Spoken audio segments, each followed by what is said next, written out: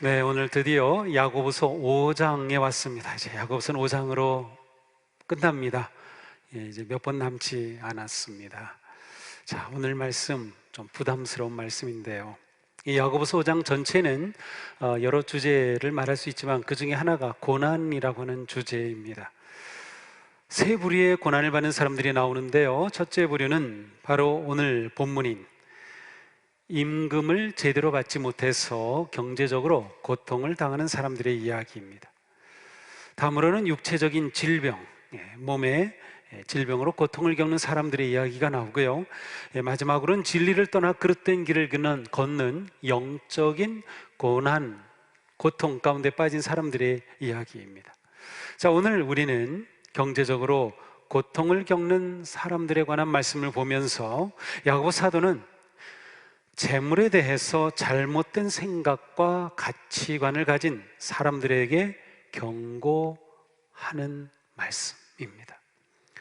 지금 우리가 이 사는 세상은 재물이 전부입니다. 재물이 모든 것을 결정합니다. 돈이 끼지 않고서는 되는 일도 없는 시대죠. 우리는 돈 없이는 사실 아무것도 할 수 없어요. 물고기가 물을 떠나서는 살 수 없듯이 우리는 돈 없이는 살 수 없습니다. 우리는 이 자본주의 사회 가운데 살기 때문에 그럴 수밖에 없어요. 재물은 우리의 일상생활에서뿐만 아니라 영적인 삶에서도 매우 중요한 영역입니다. 그래서 우리는 신앙생활할 때 내 신앙과 재물은 따로 떨어져 있다고 보시면 안 돼요. 모든 것이 우리의 영적 생활의 영역에 속합니다. 돈은 무조건 좋은 것도 아니고요, 또 무조건 나쁜 것도 아닙니다. 부자라고 해서 다 불의한 사람도 아니고요, 가난하다고 의로운 것도 아닙니다. 그 반대도 마찬가지입니다. 성경을 보니까 성경은 재물이 하나님이 주시는 복이라고 말씀하기도 합니다. 시편 112편에 보니까 하나님을 경외하는 자에게는 부와 재물이 있을 것이며 라고 말씀했어요. 하나님 앞에 의로웠던 욥, 그는 그 당시에 엄청난 부자였습니다. 믿음의 조상 아브라함, 그도 큰 부자였습니다. 반면 믿음으로 살았기 때문에 재물을 전혀 누리지 못한 사람들도 있습니다. 심지어 믿음으로 살기 위해 순교를 당한 사람도 있고요, 믿음으로 살기 위해 가진 재산을 다 몰수당한 사람들도 많았습니다. 믿음으로 살기 위해 가난의 길을 걸은 사람들도 굉장히 많습니다. 그러니 재물 그것만 가지고 옳다, 그르다, 우리가 추구한다, 안 한다라고 결정할 수 없는 겁니다. 재물은 하나님이 주시는 복이기도 하지만 하나님은 그릇된 부자, 악한 부자에 대해서는 강하게 책망하고 계셔요. 바로 오늘 말씀이죠. 1절에 보니까 부자들은 들으십시오. 여러분에게 닥쳐올 비참한 일들을 생각하고 울며 부르짖으십시오 라고 말씀합니다. 야고보 사도는 악한 부자들을 경고하고 책망하고 있어요. 하지만 문맥을 잘 살펴보면 꼭 부자만이 아니라 이것은 재물에 대해서 잘못된 생각을 가지고 경제 생활이 바르지 못한 사람들을 향한 가르침인 것을 알 수 있어요. 이들의 특징은 무엇인가? 탐욕으로 재물을 추구하는 특징이 있어요. 또한 재물을 인생의 최고의 가치로 여기는 그러한 특징이 있습니다. 이들은 재물과 잘못된 관계를 맺은 겁니다. 우리의 삶은 전부 관계가 결정합니다. 우리의 행복도, 우리의 기쁨도, 때로는 우리의 아픔과 슬픔도 모두 관계가 결정해요. 신앙생활에서 가장 중요한 관계는 하나님과 나와의 관계죠. 주님과 나와의 관계, 이 관계가 바르고 건강해야 합니다. 그러면 당연히 행복해집니다. 사랑과의 관계가 있죠. 이웃과의 관계, 우리 교우들과의 관계, 아주 가깝게는 가족의 관계, 이 관계가 행복하지 않으면 우리는 행복할 수가 없어요. 나와의 관계도 있답니다. 내가 나와 관계를 잘 맺고 있나요? 내가 나를 잘 돌보고 있나요? 나에게 거룩한 양식을 먹이고 내 영혼의 정원을 잘 가꾸고 있나요? 오늘 본문은 재물과의 관계를 말씀하는 거예요. 재물과의 관계가 또한 우리의 신앙의 삶에 매우 중요합니다. 자, 그렇다면 행동하는 믿음을 가진 성도는 어떻게 바른 경제 생활을 해야 할까요? 첫째는 바르게 벌어야 합니다. 바르게 벌어야 돼요. 이게 첫 번째입니다. 4절에 보니까 보십시오. 여러분의 밭에서 곡식을 벤 일꾼들에게 주지 않고 가로챈 품삯이 소리를 지르고 있습니다. 그래서 그 일꾼들의 아우성 소리가 전능하신 주님의 귀에 들어갔습니다 라고 말씀합니다. 악한 부자들에 대해 경고하는 말씀이에요. 그런데 이 부자들의 문제는 무엇입니까? 그들이 잘못된 방법으로 돈을 버는 것입니다. 어떤 방법이었어요? 일꾼들에게 임금을 주지 않는 겁니다. 노동자들을 불러서 그들이 일하게 하고 나서는 거기에 합당한 임금을 주지 않는 거예요. 임금 체불인 셈이죠. 이들은 사용자로서 근로자의 노무를 받았지만 그에 대한 대가로 임금을 주지 않은 것입니다. 뙤약빛에서 열심히 일했던 일꾼들은 품삯을 받지 못해 고통 가운데 처하면서 하늘을 향해 울부짖었습니다. 그 일꾼들의 아우성 소리가 주님의 귀에까지 들렸다고 말씀합니다. 그런데 이 임금 체불은 어쩔 수 없이 정말 번 것이 없어서 경기가 너무나도 안 좋아서 그래서 임금 체불한 것이 아니라 이 악한 부자들이 의도적으로 임금 체불을 하면서 아니면 임금을 주되 마땅히 줘야 할 것을 싹 자기 것으로 만들면서 부자가 된 거예요. 바로 돈을 버는 방법이 잘못되었던 것입니다. 이렇게 돈을 벌면 안 되는 거였습니다. 돈은 정당하고 바르게 벌어야만 하는 것입니다. 성경은 돈을 벌고 부를 쌓는 것이 나쁘다고 말씀하지 않습니다. 문제는 어떻게 돈을 버느냐입니다. 오늘 말씀은 잘못된 방법으로, 악한 방법으로 재물을 쌓는 잘못된 부자들을 경고하고 있어요. 재물과 잘못된 관계를 맺으면 재물을 잘못된 방법으로 얻으려고 하는 겁니다. 그래서 우리는 성도로서 바르게 재물을 벌어야 하는 겁니다. 이 부자의 문제가 바로 여기에 있었던 것이죠. 하나님은 잘못된 방법으로 얻은 재물을 인정하지 않으시는 겁니다. 신명기에 보면 이런 말씀이 있어요. 곤궁하고 비난한 품꾼은 너희 형제든지 내 땅 성문 안에 우가는 객이든지 그를 학대하지 말며 그 품삯을 당일에 주고 해진 후까지 미루지 말라. 이는 그가 가난함으로 그 품삯을 간절히 바람이라.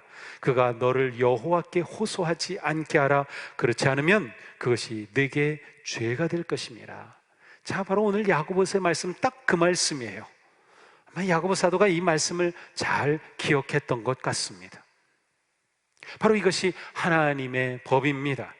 하루를 벌어 하루를 살아야 하는 일꾼들에게 그날의 품삯을 미루지 말고 주라고 말씀하는 거죠. 그러지 않으면 그들의 호소를 하나님이 들으신다는 거예요. 야고보서가 기록될 당시에 노동자들은 하루 일해서 하루 품삯으로 사는 하루살이 품꾼들이었습니다. 그러니 그들이 받는 것으로 겨우 먹고 사는데 그날 임금을 받지 못하면 어떻게 됩니까? 그냥 굶어야 되는 거죠. 당장 굶어야 되는 절박한 상황이 됩니다. 이런 상황이 하루 이틀 계속되면 어떻게 하겠어요? 방법이 없죠. 법정에 호소하는 수밖에 없어요. 지금도 마찬가지죠. 법을 통해서 불의한 부자가 밀린 임금을 지불하도록 그렇게 해결할 수밖에 없어요. 자, 그런데 문제는 무엇이에요? 법정에서조차 불이한 판결이 내려지는 거예요. 6절에 보니까 여러분은 의인을 정죄하고 죽였지만 그는 여러분에게 대항하지 않았습니다 라는 말씀이 있어요. 자, 이 말씀은 첫째로 여기서 의인은 먼저 예수 그리스도를 상징합니다. 예수 그리스도께서 스스로 가난해지심으로 우리를 부요하게 해 주셨어요. 바로 이것을 의미하죠. 그러나 동시에 여기서 말하는 의인은 삭슬 받지 못한 바로 고통당하는 가난한 자들을 의미하기도 합니다. 그런데 법정이 오히려 악한 부자들의 손을 들어주는 겁니다. 야고보서 2장에 우리가 이미 봤는데요, 여기 이런 말씀이 있어요. 그런데 여러분은 가난한 사람들을 업신여겼습니다. 여러분을 압박하는 사람은 부자들이 아닙니까? 또 여러분을 법정으로 끌고 가는 사람도 바로 그들이 아닙니까? 당당하게 법정에 가서 부자들이 이기고 나오는 것이에요. 뇌물을 받고 매수된 법관들이 불이한 판결을 내리는 겁니다. 자, 이렇게 되면 어떻게 됩니까? 이 사회가 망가지는 거예요. 법정도 불이하고 부자들도 불이하니 가난한 사람의 고통은 이루 말할 수가 없는 것이죠. 사회적인 악순환이 계속될 뿐입니다. 그래서 야고보 사도는 이렇게 경고합니다. 부자들은 들으십시오. 여러분에게 닥쳐올 비참한 일들을 생각하고 울며 부르짖으십시오. 그렇습니다. 경제생활은 신앙생활의 아주 중요한 영역입니다. 우리의 모든 삶의 영역에서 우리는 하나님의 말씀을 따라야 합니다. 바른 경제생활의 시작은 바른 경제관을 가지고 바른 방법으로 소득을 얻는 것입니다. 우리는 일터에서 성실하게 일해야 합니다. 돈을 벌려고 사람을 이용해서는 안 됩니다. 돈을 벌기 위해서 속임수를 써서도 안 됩니다. 우리가 얼마를 벌든 정직하고 성실하게 일하여 번 것이야말로 소중하고 가치 있는 재물입니다. 이것이 하나님이 기뻐하시는 재물이에요. 잠언에 보니까 쉽게 얻는 재산은 줄어드나 손수 모은 재산은 늘어난다. 일확천금을 꾸지 않고 내게 주신 직장, 내게 주신 일터, 사업, 그것을 감사하며 성실하게 땀 흘려 재물을 얻는 그 사람이 하나님이 기뻐하시는 사람이다. 하나님은 그렇게 우리에게 재물을 주시기를 원하시는 겁니다. 자, 재물을 바르게 벌어라. 그러면 뭐겠어요? 두 번째, 그렇습니다. 바르게 사용해야 합니다. 잘 바르게 버는 것도 중요하지만 잘 쓰는 것 역시 중요합니다. 우리는 재물을 바르게 사용해야 합니다. 옛말에 이러한 말이 있어요. 개같이 벌어서 정승같이 쓴다. 개같이 벌어 정승같이 쓴다. 아무리 천한 일을 해서 번 돈이라도 그 돈을 보람있고 가치 있게 쓴다라는 뜻이에요. 사실 이 말은 직업의 귀천을 따질 때의 말입니다. 요즘은 맞지 않아요.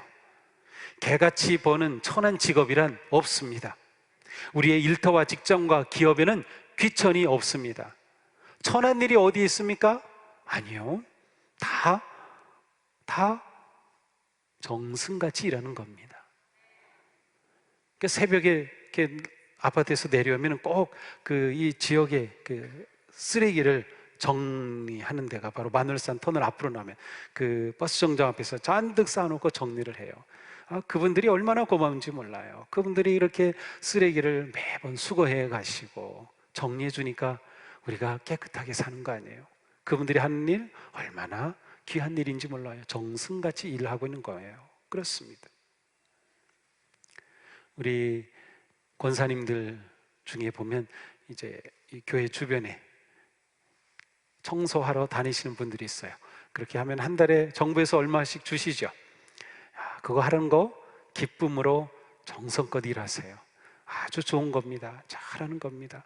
그렇게 해주시니까 우리 교회 주변이 깨끗하잖아요. 권사님들 이렇게 열심히 일하시는데 저를 보면은 괜히 부끄러워하시는데 그러실 필요 없어요. 반갑게 인사하고, 권사님 청소하시네요, 잘하십니다. 정말 모든 일에 귀천이 없는 겁니다. 그러니 우리는 이렇게 말할 수 있어요. 우리는 정승같이 일하고 정승같이 사용하는 겁니다.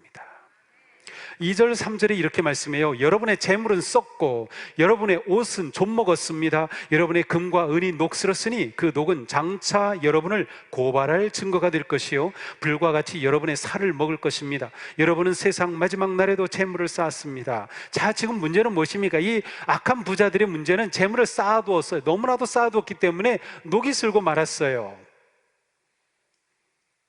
왜 녹이 슬었어요? 사용하지 않은 겁니다. 재물은 사용하기 위해 벌고 모으는 겁니다. 이 악한 부자들의 두 번째 잘못은 좋은 일에 바르게 사용하지 않은 것입니다. 그러니 성경은 이들에게 경고하는 것입니다. 재물의 목적은 쌓는 것이 아니고 사용하는 데 있습니다. 금과 은과 옷은 그 당시 부자들의 상징이었습니다. 그들은 좋은 옷을 입었어요. 사실 그 당시에는 제대로 된 옷 자체가 아주 굉장한 재산이었습니다. 그들은 금과 은을 계속 모았지만 바르게 사용하지는 않았던 겁니다. 물론 저축하고 모으는 것이 나쁘다는 뜻은 아닙니다. 사도 바울은 이런 말씀을 했어요. 부모가 자식을 위하여 재산을 모아두는 것이 마땅합니다. 물론 요즘은 또 다를 수 있겠지요. 그러니까 모으는 것 자체가 악하다고 말하지는 않고 있어요. 마태복음 25장의 달란트 비유에서 우리가 잘 알죠. 마지막 한 달란트 받았던 사람은 아무것도 안 하고 그냥 땅에 묻어두었다가 가지고 왔어요. 그때 주인이 책망하죠. 아니, 너 그거 은행에 넣어서 이자라도 받았으면 될 텐데 왜 그렇게 썩게 두었냐는 거죠. 재물이 불어나야 하는 겁니다. 우리가 노후를 위해서 재물을 저축하는 거 필요한 일이죠. 또 우리가 살아가면서 만약을 대비해서 재물을 저축하거나 보험을 들거나 하는 것 필요한 일입니다. 또 무엇에 투자하기 위해서, 또 기업을 키우기 위해서 또 재물이, 자본이 필요하기 때문에 모으는 거, 그건 당연한 것이에요. 그런데 책망받은 부자들의 문제는 재물을 마땅히 써야 할 때 사용하지 않은 겁니다. 일꾼들에게 임금을 주어야 하는데 지급하지 않은 겁니다. 그런 방법으로 재물을 쌓아놓았고 사용하지 않은 거죠. 마땅히 사용해야 할 것에 사용하지 않고 이기적인 마음으로 쌓아놓고 호사를 하였습니다. 마땅히 돌봐줘야 할 사람, 책임져야 할 사람들에게 무관심하였던 것이죠. 자, 재물에는 책임이 따릅니다. 하나님께서 우리에게 얼마를 주시든, 우리가 얼마를 벌든 그 액수와 상관없이 재물에는 우리의 책임이 있습니다. 바르게 버는 것도 중요하지만 번 돈에 대한 책임을 잊지 말아야 합니다. 재물은 바르게 사용하고 선하게 사용할 때 진정한 복이 됩니다. 재물을 어떻게 벌고 어떻게 사용하느냐에 따라 가치가 결정이 됩니다. 돈이 많다고 부자가 아니라 돈을 필요한 곳에 책임 있게 사용하고 베푸는 사람이 진짜 부자인 거죠. 재물에 대한 우리의 바른 생각은 무엇입니까? 모든 재물의 주인은 하나님이시다라는 거예요. 이 믿음이 정말 중요합니다. 재물은 하나님께서 우리에게 주신 은혜이고 복이라는 그 믿음을 가질 때 우리가 재물과 바른 관계를 맺고 바른 경제 생활을 할 수 있는 겁니다. 왜 그렇습니까? 이 재물의 주인이 하나님이시라면 하나님께서 기뻐하시는 방법으로 벌어야 되고요, 하나님께서 기뻐하시는 일에 사용해야 되는 거예요. 그렇게 되면 우리는 경제 생활을 바르게 잘하는 것이 됩니다. 우리는 열심히 일하고 땀 흘려 재물이라고 하는 가치를 만들었습니다. 그런데 재물의 진짜 가치는 무슨 목적으로 어떻게 사용하느냐로 결정됩니다. 사도 바울은 말씀해 합니다. 누구든지 가족을 돌보지 않으면 그는 벌써 믿음을 저버린 사람이요 믿지 않는 사람보다 더 나쁜 사람입니다. 여기서 가족은 육체적인 관계, 가족도 말하지만 믿음의 가족도 말해요. 그래서 교회는 서로를 돌봐주고 또 구제하고 그렇게 도와줘야 할 책임이 있는 것이죠. 이렇게 말한 후에 사도 바울은 또 한마디를 덧붙였어요. 돈을 사랑하는 것이 모든 악의 뿌리입니다. 돈을 사랑하는 것이 모든 악의 뿌리입니다. 그렇습니다. 돈은 사랑의 대상이 아닙니다. 돈을 사랑하면 안 돼요. 돈을 사랑하면 안 돼요. 모든 악이 거기서부터 나오기 때문이에요. 재물을 사랑하면 재물이 우리 인생의 주인이 되어버립니다. 그러면 우리의 진짜 주인이신 하나님은 곁으로 밀려나는 거예요. 재물을 사랑하면 이 꼴이 되고 마는 것이죠. 재물의 주인이 하나님이시며 하나님은 우리가 하나님과 이웃을 사랑하는데 재물을 사용하기를 원하십니다. 그런데 오늘 말씀에서 경고와 책망을 받은 악한 부자들은 거꾸로 살았습니다. 그들은 재물을 사랑하였고 사람을 사용하였습니다. 우리는 거꾸로 살아야 돼요. 사람을 사랑하고 재물을 사용해야 합니다. 이것이 우리가 바르게 가져야 될 생각입니다. 임금을 제대로 주지 않으면서 그렇게 번 재산으로 무엇을 하겠다는 겁니까? 자기들만 호사를 누렸죠. 그들이 마땅히 책임져야 할 사람들에 대해 책임을 지지 않았습니다. 탐욕에 빠지면 이렇게 되고 마는 거죠. 주님께서 말씀하셨습니다. 너희는 조심하여 온갖 탐욕을 멀리하여라. 재산이 차고 넘치더라도 사람의 생명은 거기에 달려있지 않다. 재물을 바르게 사용하는 것은 성도의 사명입니다. 우리도 재물을 쌓습니다. 그런데 우리가 쌓는 재물은 다르게 쌓습니다. 어떻게 쌓나요? 어디에 쌓나요? 하늘에 쌓습니다. 선한 일을 함으로 사람을 위해 또한 주님의 영광을 위해 재물을 사용할 때 그 재물은 하늘에 쌓입니다. 주님의 말씀이에요. 너희를 위하여 보물을 하늘에 쌓아두어라. 거기에는 좀이 먹고 녹이 슬어서 망가지는 일이 없고 도둑들이 뚫고 들어와서 훔쳐가지도 못한다. 너희의 보물이 있는 곳에 너희의 마음도 있을 것이다. 우리의 보물은 어디에 있습니까?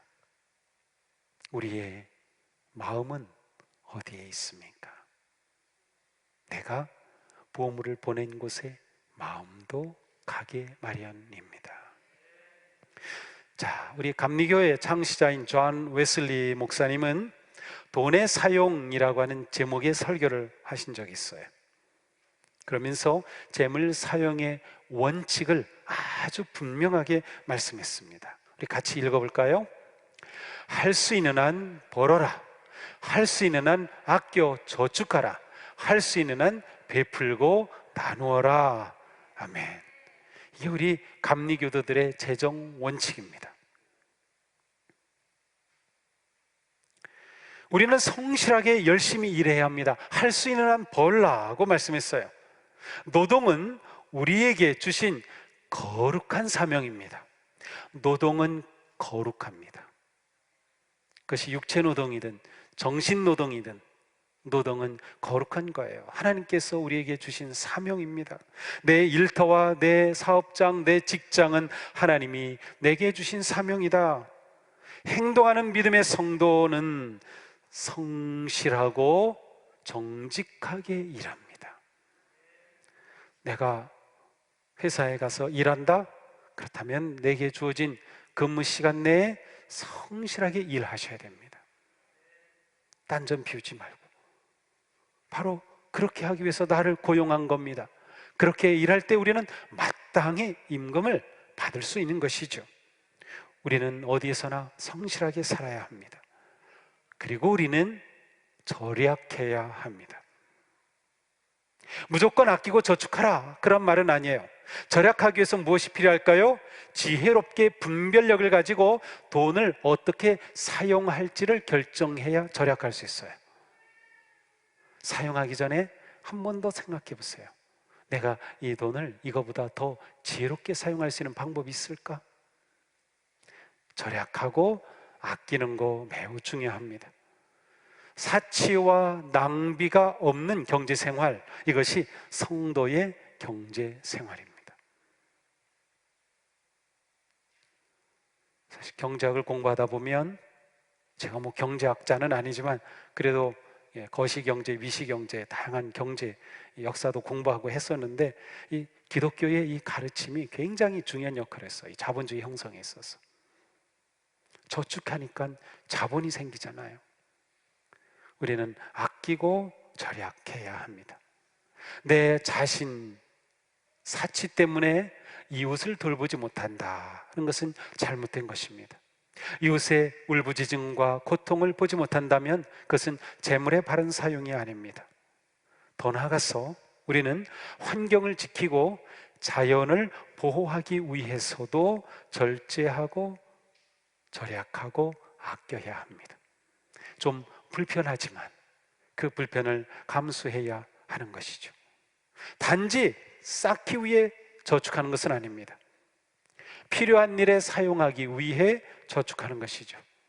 베풀고 나누기 위해 저축하는 것이에요. 그렇게 하여 하나님의 나라가 이 땅에 이루어지는 것입니다.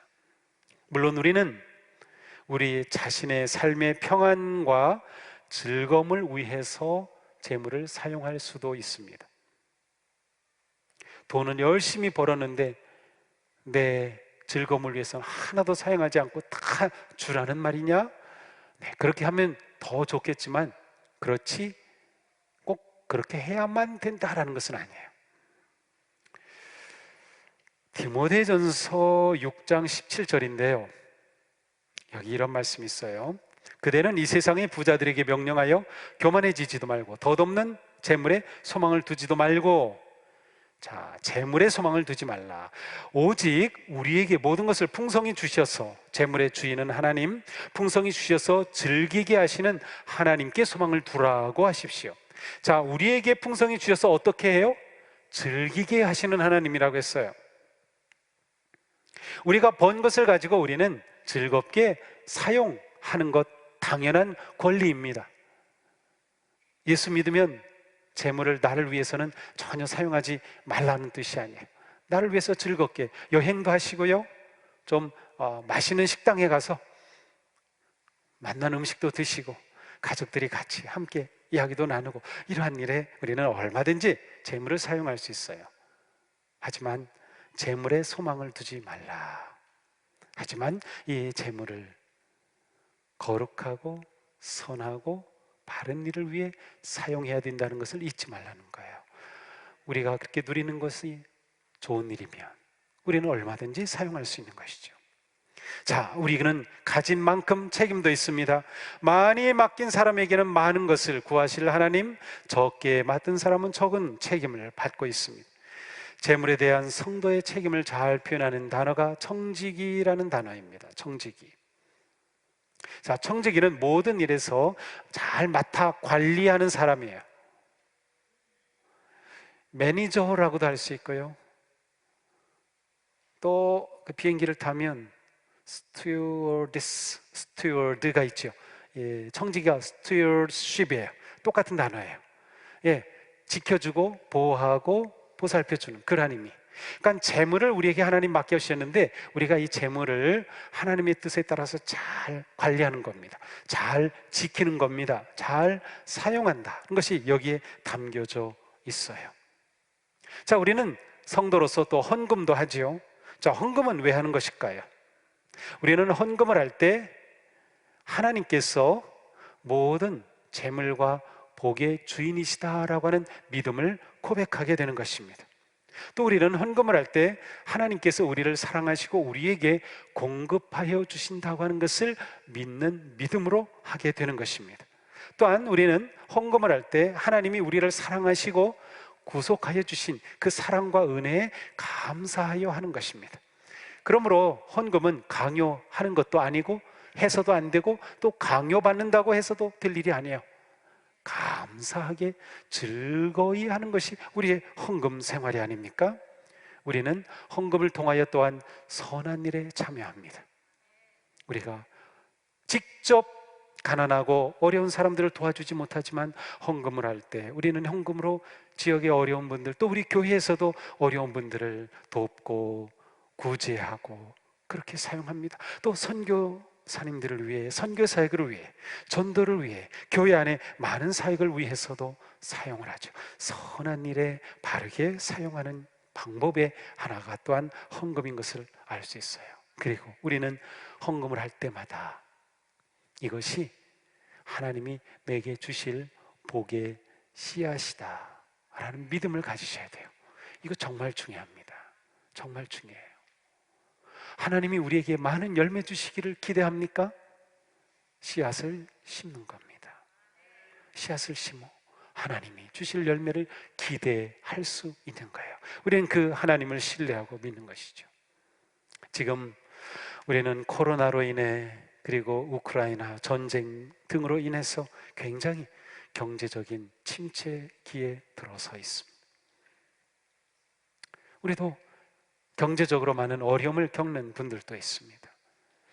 하지만 이럴 때일수록 우리가 재물에 대한 바른 생각과 믿음으로 살아야 합니다. 우리가 부족할 때에 불평하기보다는 내게 있는 작은 것이라도 감사하는 마음을 가지시기 바랍니다. 어떠한 상황에서도 은혜의 주님이 나와 함께 하심을 신뢰하시기 바랍니다. 항상 믿음의 생각을 하며 어려움 중에도 나누고 섬기는 삶을 멈추지 말기 바랍니다. 작은 것이라도 나누면, 작은 것이라도 섬기면 그것을 통해 우리의 삶의 기쁨과 평안이, 그리고 이 세상의 평화로운 천국이 될 것입니다. 우리의 재정생활 어떻습니까? 재물보다 하나님을 더욱 사랑하고 계십니까?